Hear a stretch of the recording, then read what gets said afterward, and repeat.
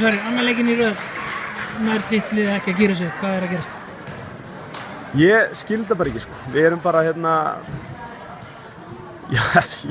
ég fattar bara ekki hvað í gangi. Við erum, það vantar ekki að sé á æfingum og svona hugur í öllum og svo bara, ef ég vissi það, skilur við, sama og ég var að tala eftir Snæfellsleikinn, skilur við, komum við í dag og Maja náttúrulega frá og Kaninn búinn að vera eitthvað hálfmeidd, skilur við, og sem ekkert að hjálpa, en það skiptir engu, hinir að geta barist og lagt sér almennilega fram og við erum bara, við förum bara í leik á miðvikudaginn núna móti Val og við höfum bara séns þar til að rétta okkar hlut og tryggja okkur inn í úrslit, sína við höfum eitthvað að gera þangað. Ef við vinnum ekki Val, þá höfum við ekkert að gera í úrslit.